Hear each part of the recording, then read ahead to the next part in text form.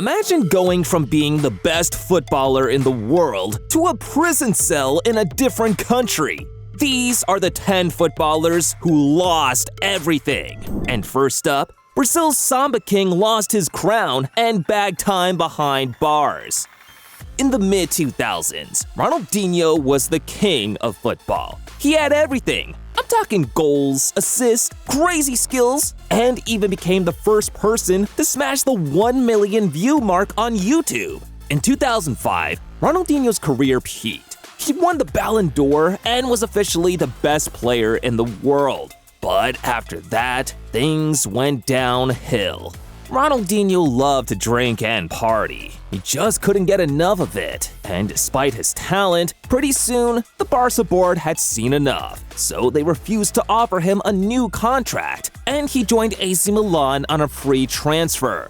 This was supposed to be his second shot at saving his career, but his addictions got even worse, and years after retiring in 2012, Ronaldinho soon realized that he'd blown away almost all his fortune on alcohol and parties. Even worse, he owed over $1.5 million in debt, and when the courts found out he couldn't pay, they seized his international passports and mortgaged his house. Ronaldinho wanted to escape, so he tried to smuggle his way into Paraguay using a fake passport, but he got busted. In the end, Ronaldinho had to do time in juvie, and he's come out a changed man ever since. In Ronaldinho's case, he lost it towards the end of his career, and he's not the only Brazilian who had everything and fell off. This next dude just couldn't stop. Ronaldo Nazario. R9 was a beast in his prime. To show you how good he was, he won the Ballon d'Or before he turned 20. R9 became one of the most feared ballers in the world, playing for clubs like Barcelona and Inter Milan, but it was at Madrid that Nazario started to fall off. See, he started making so much money that he put the game aside and wanted to party and live the life. But Madrid wasn't prepared to pay him for smashing bottles instead of goals, so they let him go on a free, but it only made things worse. At Milan, Nazario's lifestyle was so bad that he only spent months at the club, and pretty soon, his body couldn't take it anymore, even when he went back home to Brazil. And on the day of his final match for the national team, Nazario went from being a fit world-class baller to looking like this. If only he stayed fit, man. He had no excuse, but for Josip Ilicic, falling was something personal. In 2019-20, Josip was on fire, scoring 4 goals in a Champions League knockout game and helping Atalanta push up in the Italian Serie A. It seemed for a long time that this was going to be his peak season, until Ilicic came across the one person he simply couldn't beat that season: himself. See, Ilicic was battling a lot of things. First, he had lymphadenitis, a condition where the lymph nodes in his neck got swollen. And even worse, there were rumors of Ilicic's wife cheating on him, which made him enter a mental breakdown. All of this combined made Ilicic reach a mutual agreement with Atalanta to terminate his contract. And for over a year, he was out of the game. Ilicic decided to return to his native Maribor in Slovenia, and while he continues to play the game now, it's safe to say after that whole episode, Ilicic's career would never remain the same again. On the plus side, Ilicic probably saved enough money to get by during the period he was away from the game. Wish we could say the same for Lee Hendry. In his playing career, Hendry rocked up for some decent clubs in the Premier League and scored bangers like this. But off the pitch, the only thing banging about Hendry's life was his finances. Hendry had endured a messy relationship with his wife Emma that led to a divorce, and this, in turn, led him being declared bankrupt. See guys, the situation was so bad that Hendry tried to take his life because he couldn't bear the thought of losing everything at a go. Divorce seems to take a hard toll on some of the OGs in the game. Lee Hendry first, and even David James.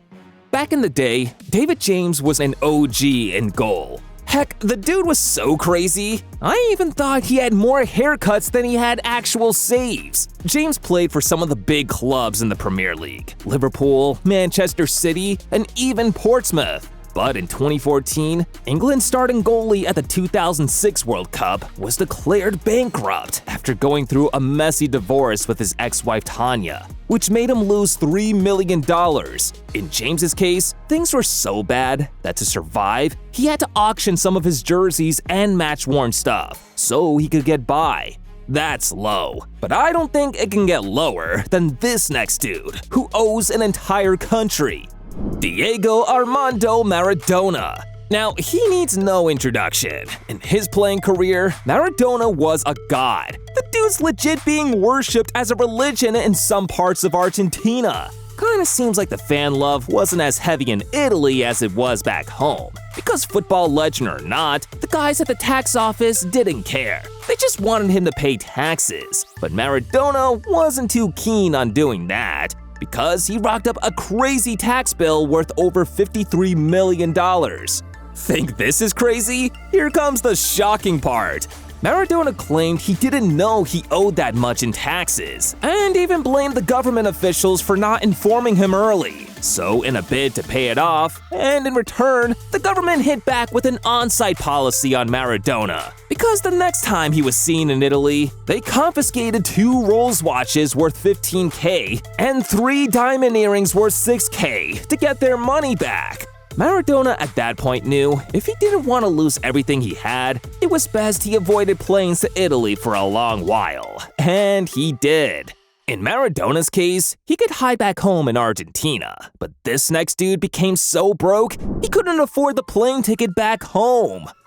When he signed for Manchester United, I legit believed Eric Jemba was so good, they named him twice. At the time, Jemba was supposed to be the man to replace the legendary Roy Keane after Keane left United. But let's just say, things didn't turn out that way. Now, Jemba only spent 18 months at United, but on a $75K a week deal. It should have been enough for him to start something and save up the cash. The only problem was, he didn't see it like that. At least that's what his agent thought. Because, get this, the dude reportedly had over 30 bank accounts he tried to use to clear loans. Add this to a messy divorce in 2016 from his wife Rachel, and Jemba was declared bankrupt. For someone who was supposed to be the next Roy Keane, it's safe to say this one didn't work out, a phrase the guys at Juventus must be really familiar with, after signing this dude on a free. Paul Pogba. Honestly, this one hurts, because Pogba is an OG. He had a new haircut for every assist he pulled off. In 2016, Manchester United resigned Pogba from Juventus for a world record $89 million. But it never really worked out the way both parties hoped it would. And as a result, Pogba was off to Juve for free again in the summer of 2022. He was supposed to revive his career in Juve, but his injury list has to be the weirdest I've ever seen. My man was even bagging injuries in his ass. Combine this with a doping allegation that has him banned for between 2 to 4 years, and Pogba's ship may just have sailed already. Still hurts. I guess Pogba's the definition of what could have been, but I don't think anyone fits this description more than Adriano. Imagine being so good, your shot power on a video game is rated 99. Yeah, that was Adriano's reality, and the hype was real. See, Adriano was one of the most hyped players of his generation, because his coaches at both club and country levels thought he could go on to become the next R9, or even better. Until the tragic incident happened that didn't just ruin his career, but almost ruined his life. His dad died, and Adriano never recovered. To Adriano, his dad was everything, and losing him now in his career was a hole no one could ever fill. After this, he just never stayed fit. Combine that with touring a host of clubs around the world, and now these days, Adriano lives like this. From Ballon d'Or potential to beer bottles, a sad ending. But now guys, it's time for the top reveal on the list, and this baller needs no introduction. Eden Hazard should have been the next big thing at Real Madrid. He was the club's record signing in 2019. Hazard had everything he needed to succeed at Real Madrid. Except, at the biggest club in the world, he came across the toughest opponent of his career: his diet. Hazard himself admits that he came to Madrid overweight, and the injuries just seemed to multiply after that. He spent 4 years at Madrid and scored 4 league goals, averaging a goal every season. And it was so bad that Madrid's record signing never even played in El Clasico. At the end of his Madrid contract, despite bids from the Saudi Pro League and the MLS, Hazard decided to call it quits on his career and focus watching videos from our channel instead.